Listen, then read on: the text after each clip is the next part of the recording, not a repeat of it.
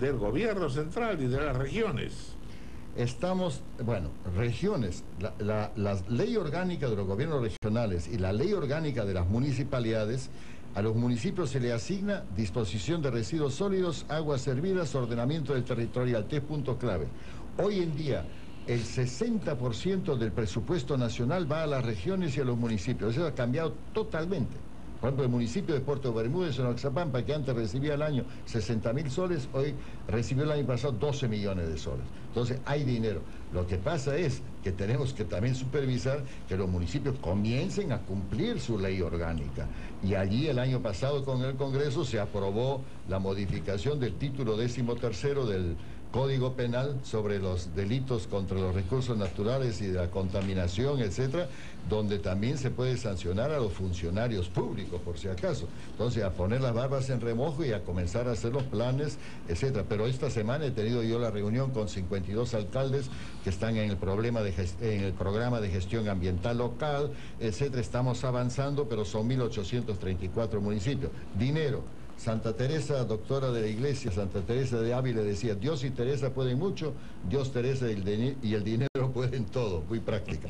Entonces aquí se necesita dinero. Hay dinero del gobierno, hay dinero de la cooperación internacional, y en un año de gestión del Ministerio del Ambiente hemos conseguido un poco más de 400 millones de soles de apoyo de técnico internacional que se va a ejecutar en los próximos años para mejorar lo que el Estado peruano no nos da lo suficiente, pero hay esa cooperación. De manera que aquí tenemos que trabajar estos frentes importantes.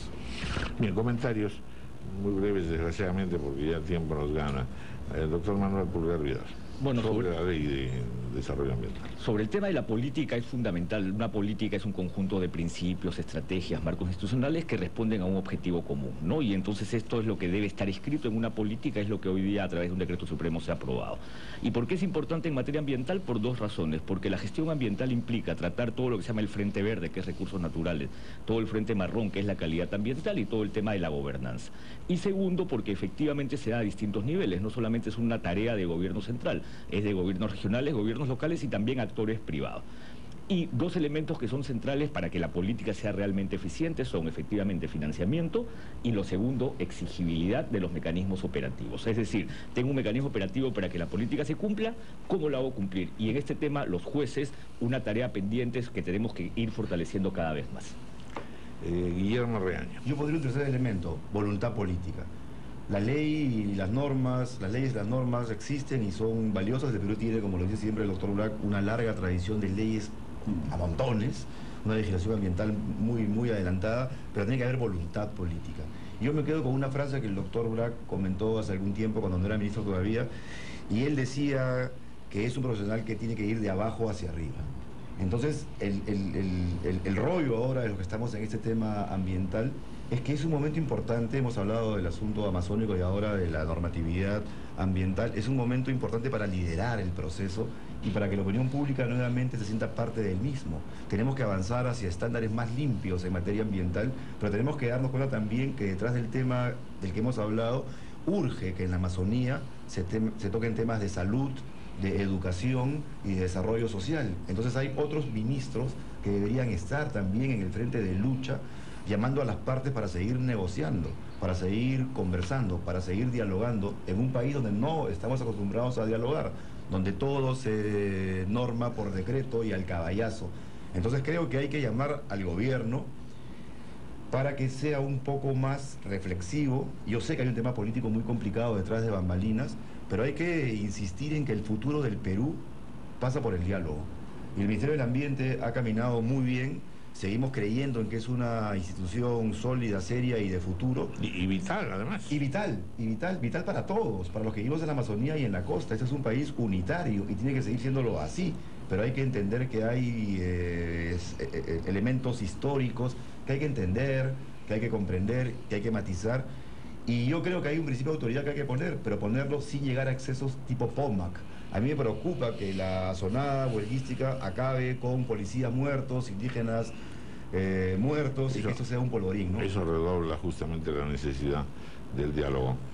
Haroldo Reategui, me gustaría alguna reflexión final como tú comprendes, porque eres de radio, siempre el tiempo nos gana a nosotros, pero a ver, ¿cómo has sentido el diálogo, la conversación que hemos tenido aquí y sobre todo esta exigencia de que hay que negociar a como dé lugar?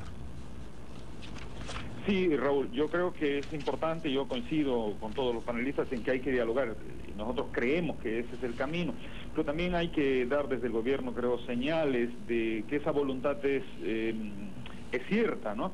Yo creo que hay que cesar con las acciones de confrontación, porque a la débil confianza que hay en el Estado, en ese Estado ausente siempre, acá en la Amazonía, se suman actos que la gente toma como ofensas. Por ejemplo, causa mucha extrañeza la rapidez con la que se ha iniciado el proceso, la denuncia contra el señor Pizango, ¿no? Al margen de que nosotros no coincidimos con la convocatoria que en su momento hizo, que felizmente luego se retractó. Creo que hay que dar señales claras de una voluntad de diálogo. Hace unos días, la semana pasada, se ha aprobado en la Comisión de Agricultura del Congreso un proyecto de trasvase de las aguas del río Guallaga y Marañón para un proyecto de irrigación en la costa y para generación de energía hidroeléctrica. Y estas cosas en silencio, sin consulta, por ejemplo, al Instituto de Investigaciones de la Amazonía Peruana respecto de cuáles van a ser o pueden ser las repercusiones ambientales que puede generar para toda la cuenca amazónica. Este tipo de cosas dificultan un clima de transparencia, de diálogo, de voluntad por lo menos auténtica de diálogo. Yo creo que el gobierno tiene en este mejorar sus señales, dar señales mucho más abiertas, mucho más sinceras, para que todos se sientan convocados a la discusión de temas tan importantes como este. Muchas gracias, Haroldo Reategui. Palabras finales, señor ministro. Horas antes ya de emprender viaje. Todo eso tenemos que hacerlo juntos. No es que lo va a hacer el gobierno, etcétera, todos juntos. Es la sociedad civil, las empresas, el Estado. Necesitamos un Estado más responsable, de reacción más rápida. La sociedad civil, tenemos que ver los puentes y los caminos de participación directa. Por ejemplo, el INDEPA, el Instituto de los Pueblos Indígenas, es el puente natural entre el Estado y los pueblos indígenas, pero es débil. Tenemos que fortalecer esos puentes. Y también las empresas tienen que ser más responsables, tienen que demostrar que son responsables y verdaderamente tienen que entrar también al diálogo con las poblaciones locales y olvidarse de la forma de hacer empresa del pasado. Hacerlo juntos, si no lo hacemos juntos, no vamos a tener éxito. Muy bien. Bueno, pues amables oyentes, hemos podido tener una visión, entiendo que un poquito mejor del problema. Vamos a ver qué ocurre la próxima semana. Muchas gracias al doctor Antonio Black, ministro del Ambiente, al doctor Manuel Pulgar Vidal, presidente de la Sociedad Nacional Peruana de Desarrollo Ambiental, al colega y profesor Guillermo Reaño, director del Colegio de los Reyes Rojos. Lo felicitamos de veras por esa nominación, este colegio tan importante, y además que él recibe la herencia de un educador de la valía del que creó los Reyes Rojos, director de la revista Viajeros.